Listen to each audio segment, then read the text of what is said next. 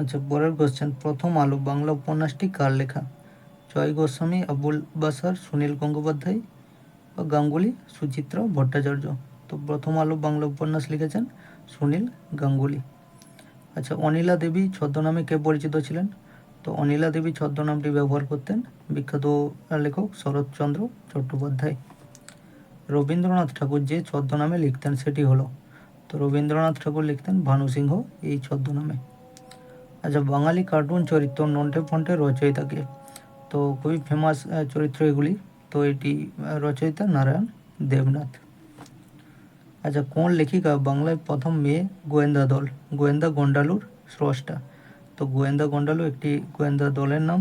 তো এটি তৈরি করেছিলেন বা সৃষ্টি করেছিলেন নলিনী দাস।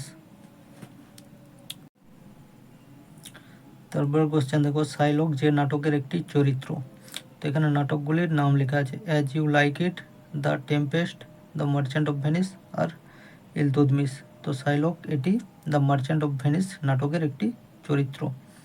আচ্ছা, কাদম্বরী রচয়িতাকে? তো এটি কমন কোশ্চেন, বাণভট্ট হচ্ছে কাদম্বরী রচয়িতা। ইন্দিরা ঠাকুরন কোন উপন্যাসের চরিত্র? তো নিচে 4টি উপন্যাসের নাম দেওয়া আছে, পথের পাঁচালী, ইচ্ছামতী, দেবযানী, আরণ্যক। তো ইন্দিরা ঠাকুরন এই চরিত্রটি পাই পথের পাঁচালীতে। আচ্ছা, ব্রজেশ্বর ও প্রফুল্ল দুটি চরিত্রের নাম দেওয়া আছে, কোন উপন্যাস থেকে পাই? দেবী চৌধুরানী উপন্যাস থেকে পাই। আচ্ছা, ইয়াগো যে নাটকের চরিত্র? Hamlet, Othello, justice, arms and man.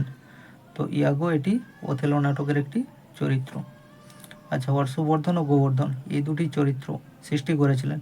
তো লেখকের নাম বলতে বলেছে, নারায়ণ দেবনাথ, শিবরাম চক্রবর্তী, শৈল চক্রবর্তী, নারায়ণ গঙ্গোপাধ্যায়। তো হর্ষবর্ধন, গোবর্ধন খুবই ফেমাস ক্যারেক্টার, এগুলি তৈরি করেছিলেন শিবরাম চক্রবর্তী।